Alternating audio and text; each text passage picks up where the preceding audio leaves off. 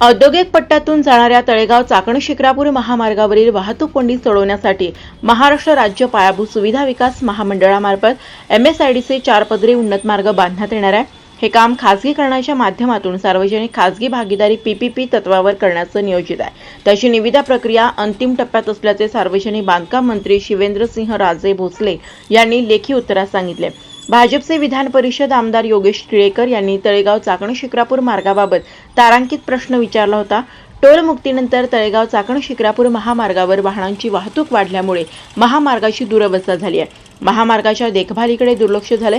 महामार्गावरील खड्ड्यांमुळे वारंवार अपघात होत आहेत। अनेकांचा मृत्यू झालाय।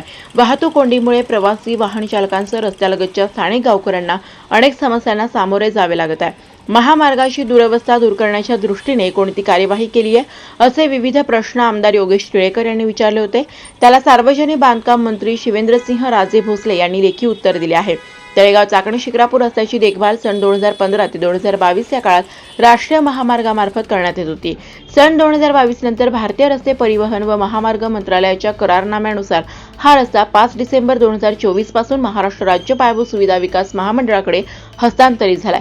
सार्वजनिक बांधकाम विभागाने रस्त्याच्या दुरुस्तीवर रुंदीकरणाच्या 59 कोटी 75 लाख रुपयांच्या प्रस्तावास प्रशासकीय मान्यता दिली आहे। सध्या काम प्रगतीपथावर आहे। या रस्त्यावर वाहतूक कोंडी अपघात होत असल्याचे खरं आहे।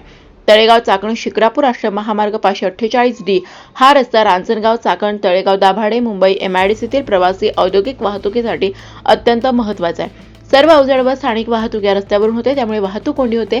महाराष्ट्र राज्य पायाभूत सुविधा विकास महामंडळामार्फत MSIDC 4 पदरी उन्नत मार्ग बांधण्यात येणार आहे। हे काम खासगीकरणाच्या माध्यमातून सार्वजनिक खासगी भागीदारी PPP तत्वावर करण्याचं नियोजित आहे। त्याची निविदा प्रक्रिया अंतिम टप्प्यात असल्याचे शिवेंद्रसिंहराजे भोसले यांनी सांगितले।